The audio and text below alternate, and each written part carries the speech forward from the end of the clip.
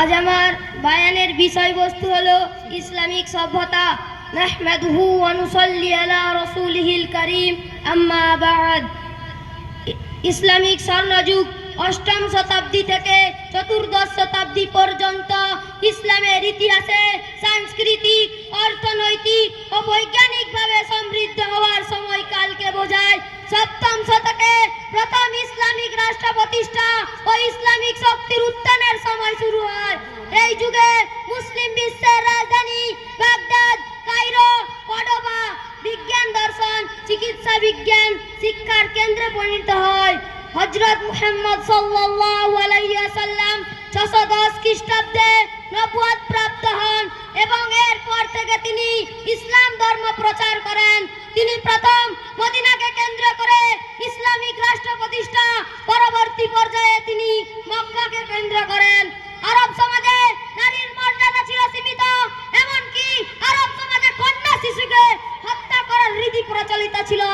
হযরত মুহাম্মদ সাল্লাল্লাহু আলাইহি ওয়াসাল্লামের সাহায্যে মেয়েদের সম্মানের আসন করে দেন, সম্পত্তির অধিকার দেন এবং সমাজে মর্যাদা এনে দেন।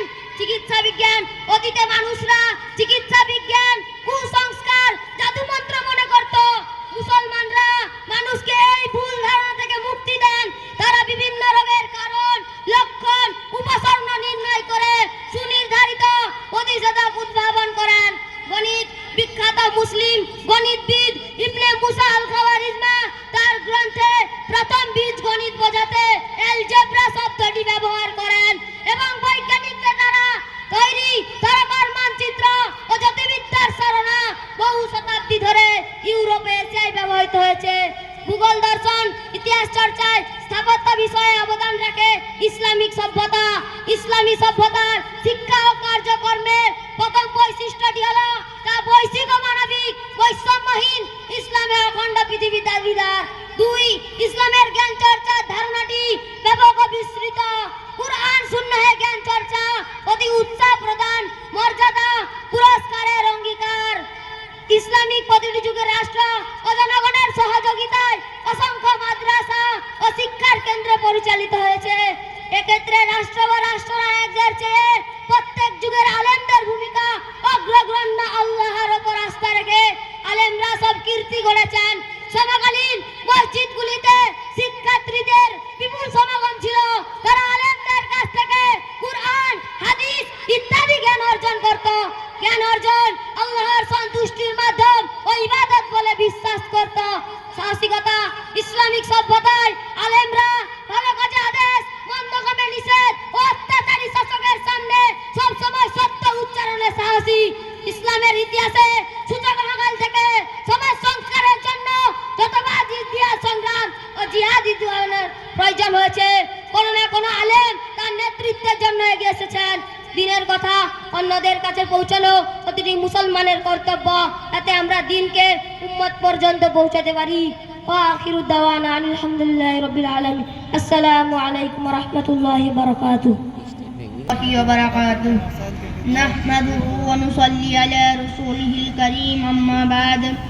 বক্তৃতার শুরুতেই মহান রব্বুল আলামিনের উপর শুকরিয়া জ্ঞাপন করি, যিনি আমাদেরকে সুস্থ সবল শরীরে এই ইসলামিক মাজলিসে আসার এবং বসার তৌফিক দান করেছেন। সেজন্যই বলি আলহামদুলিল্লাহ। লক্ষ কোটি দরুদ ও সালাম ওই মহামানবের প্রতি যিনি সর্বশ্রেষ্ঠ, তার প্রতি দরুদ ও সালাম সাল্লাল্লাহু আলাইহি ওয়াসাল্লাম। প্রিয় বন্ধুগণ, আমার বিষয় হলো ইসলামী সভ্যতা এবং পশ্চিমা সভ্যতা। আল্লাহ রাব্বুল আলামিন যদি আমাকে তৌফিক দান করেন, তাহলে আমি এই বিষয় নিয়ে কিঞ্চিত পরিমাণ আলোকপাত করব ইনশাআল্লাহ। প্রিয় বন্ধুরা আমার, সর্বপ্রথম আমরা জানি ইসলামী সভ্যতা কি এবং তা আমাদেরকে কি উপহার দেয়। ইসলামের নিয়ম নীতি অনুযায়ী জীবন পরিচালনা করার নামই হলো ইসলামী সভ্যতা। যখন সারা দুনিয়া জুড়ে ছিল অন্যায়, অবিচার, জুলুম, নির্যাতন, হানাহানি, মারামারি, রাহাজানি, হত্যা, খুন সর্বদা লেগেই থাকতো। এমনকি তারা নিজ সন্তানকে নিজ হস্তে জীবন্ত দাফন করে ফেলতো। তারা নিজ সৎমাতাকে তাদের বিবি বানিয়ে নিত। তাদের জেনা ও ব্যভিচার ছিল নিত্যদিনের অভ্যাস।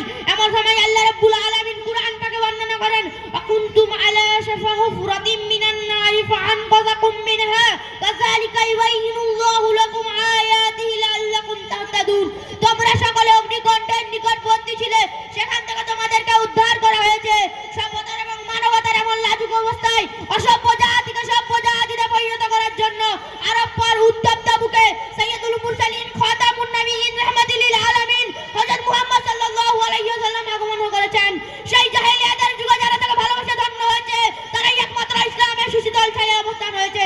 তারাই হলো সেই সোনালী যুগের মানব যাদের সম্পর্কে স্বয়ং আল্লাহ রাব্বুল আলামিন বলেন, আসহাবিকান নুজুম বিআইহিম ইক্তাদাইতুম।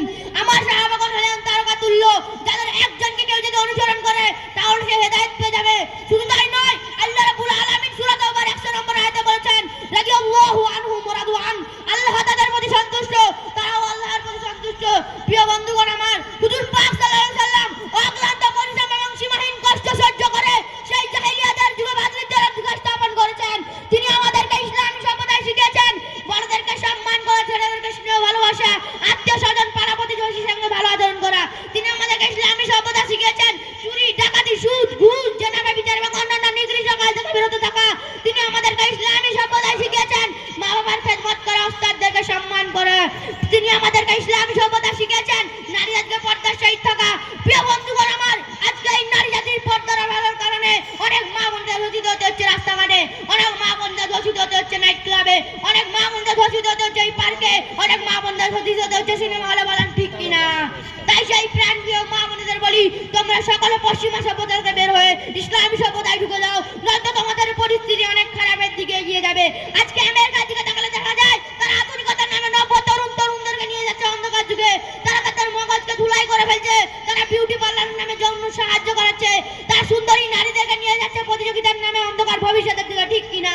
শুধু তাই নয়, তাদের আজকের নিকৃষ্ট প্রোগ্রামের মাধ্যমে তারা আজকে যুব সমাজকে এবং তরুণদেরকে অনেক খারাপ কিছু শিখাচ্ছে।